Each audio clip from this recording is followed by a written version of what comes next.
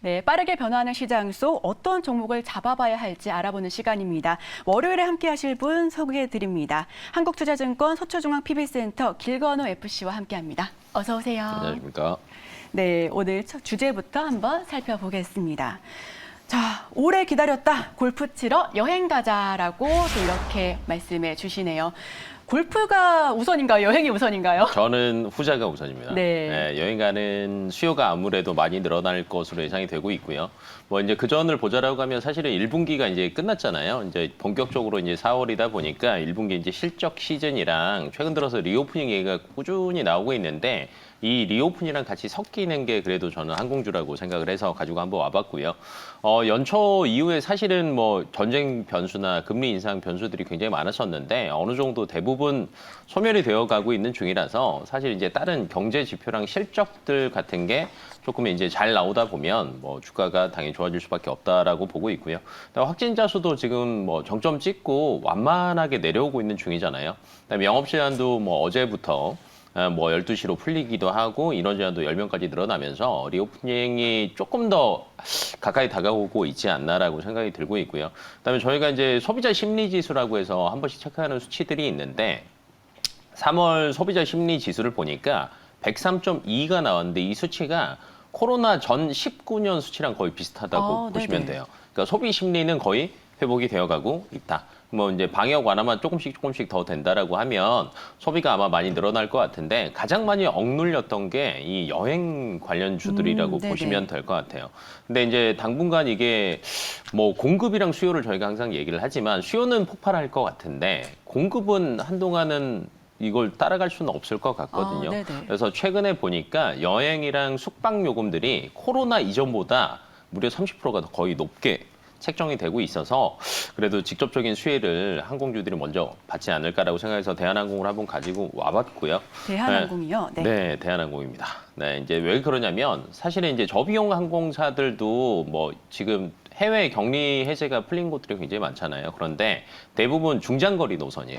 중장거리 노선이요? 네, 가까운데 이제 일본이랑 중국 같은 경우에는 아직 격리 해제가 안 됐거든요. 그러다 보니까 이쪽 여행은 LCC들이 이제 충분히 증편을 할 수는 있지만 뭐 유럽이나 미주 같은 경우를 증편을 하려면 지금 중거리 노선을 증편하려면 저비용 항공사 같은 경우에는 유증을 최소 2번 정도는 해야 됩니다. 2번이나요? 네, 왜냐면 그만큼 자금 여력이 부족하다라는 거죠. 그러면 이걸 대응하고 수요를 따라갈 수 있는 거는 대형 항공사밖에 없다라고 보시면 될 것 같고요. 그다음에 실적 시즌이라고 얘기를 했잖아요. 근데 이 모든 게 뭐 기대감만 있고 실적이 안 따라준다라고 하면 주가는 안 좋을 수밖에 없는데 1분기 예상 매출액이 한 2조 8천억 정도 되고요. 영업이익이 5,700억 정도 되는데 매출은 전년 동기 대비하면 한 59% 정도. 근데 영업이익이 많이 올랐어요. 한 460% 정도가 오른 수치여서 굉장히 좋습니다. 컨센서스가 한 4,400억이었는데 거의 1,300억을 상회할 정도니까 아마 실적 발표가 나면 주가는 굉장히 좋을 것으로 예상이 되고 있고요. 왜 이렇게 많이 이제 영업이익이 좋았냐라고 하면 항공 화물 운임이 견조하게 가고 있어요. 항상 이제 피크아웃 얘기는 꾸준히 나오고 있었는데 연착륙을 어느 정도 하고 있는 것으로 보여지고 있고요. 그다음에 화물 매출이 전년 대비하면 거의 60%가 오른 수치라서 괜찮다. 그리고 이게 꾸준하게 운임 자체가 유지가 된다라는 거는 여전히 항공화물 시장의 수급은 타이트하다. 네. 그래서 연착륙을 할 것으로 예상이 되고 있고요. 다만 이제 마이너스 요인들은 국제선 여객 매출은 여전히 안 늘어나고 있습니다. 아직도 아쉽죠. 너무 아쉽습니다. 뭐 재작년 코로나 전 대비하면 14% 정도밖에 안 돼요. 14%면 너무 적은 거 아닌가요? 9분의 1 정도밖에 회복을 아직 못했다라고 보시면 되는데 사실은 오미크론 딱 나오기 전에는 거의 한 40% 수준까지 회복을 했거든요. 그런데 오미크론 이후에 20%대까지 떨어졌어요. 근데 지금 완만한 감소세를 하고 있잖아요. 격리 해제도 풀리고 있고 그래서 앞으로 2분기, 3분기 넘어가면서부터는 충분히 회복이 가능할 것으로 예상이 되고 있고요.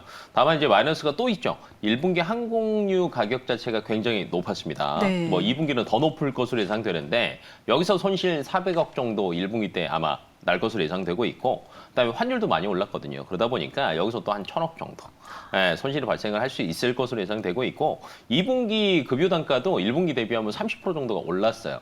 그러다 보니까 제가 아까 LCC, 그러니까 리오프닝이 괜찮다라고 하면 항상 LCC 조금 주가가 낮은 애들이 먼저 튀었는데 네. 지금은 좀 그런 것들을 피하고 조금 안정된 1등 항공사 위주로 대응을 하시는 게 저는 맞다라고 보고 있고요. 다른 것보다도 여객 수요 회복이 관건이긴 한데 뭐 지금 추이로 본다라고 하면 충분히 회복이 가능할 것으로 보여지고 있고요. 뭐 최근 들어서 이제 예약률 자체가 회복되고 있거든요. 앞에서 이제 뭐 항공 가격이랑 여행 숙박 가격이 코로나 전보다 30% 정도 올랐다라고 하니까 수요가 그렇게 많지 않더라도 기본적으로 받쳐주기만 하면 영업이익률 자체는 굉장히 올라갈 것으로 예상이 되고 있어서 대한항공을 투자하는 게 지금 조금 회복을 하는 시기이긴 하지만 그래도 앞으로 올라갈 여력이 조금 더 많이 남아있다라고 생각하고 있습니다. 네, 저비용 항공사보다는 이제 대형주 위주로 대한항공을 이제 공략해 주셨는데요. 그렇다면은 아시아나 항공과의 인수 합병 문제가 대한항공 향후 주가 전망을 어떻게 또 내다볼 수 있을지가 사실 그거는 궁금합니다. 항상 뭐 빨리 끝날 거라고 예상을 하는데 시간 자체가 조금 저는 더 길게 소요가 될 것으로 예상이 되고 있고요. 네. 그 아시아나항공 인수 자체가 저는 악재라는 것 자체도 아예 포함은 안 될 것 같아요. 왜 그러냐면 악재가 실질적으로는 아니다. 네. 기존의 여러 가지 항상 항공사들이 계속 손실을 보고 있었거든요. 근데 유일하게 대한항공만 흑자를 보고 있었고 그다음에 이제 리오프닝이 거의 이제 지금 2년 반인 거잖아요. 2분기 때 되더라도 네. 그러다 보면 이 억눌린 수요가 폭발하는 게 훨씬 더 크기 때문에 그 정도는 충분히 희석이 될 수 있을 것으로 판단이 되고 있어서 지금은 실적이랑 리오프닝 이 두 가지가 같이 엮여지는 게 대한항공이다. 이 정도만 알고 계시면 될 것 같습니다. 네, 대한항공 공략해 주셨습니다. 네, 그렇다면 우리 시초가로 이제 매수를 하면 괜찮을까요? 저는 지금 가격이 조금 부담스럽다라고 생각하실 수도 있어요. 왜 그렇죠. 그러냐면 항상 이 정도 무거우니까요. 찍고 내려갔거든요. 네. 근데 지금은 조금 다른 시기지 않나라고 생각이 들어서 저는 지금 가격도 나쁘지 않고요. 전고점이 이제 34,000원대였거든요. 그래서 저는 전고점은 갱신하는 걸 목표가로 잡아두시는 게 좋을 것 같아요. 그래서 네. 35,000원 정도까지는 한번 기다려 보시는 게 좋을 것 같고 네. 대신에 이제 손절 라인은 한 29,000원 정도로 대응하시면 좋을 것 같습니다. 네, 오늘 대한항공 말씀해 주셨고요. 목표가는 35,000원 그리고 손절가 29,000원까지 함께 해주셨습니다. 네, 오늘 한국투자증권 서울중앙 PB센터, 서초중앙 PB센터 길건우 FC와 함께했습니다. 오늘 말씀 고맙습니다.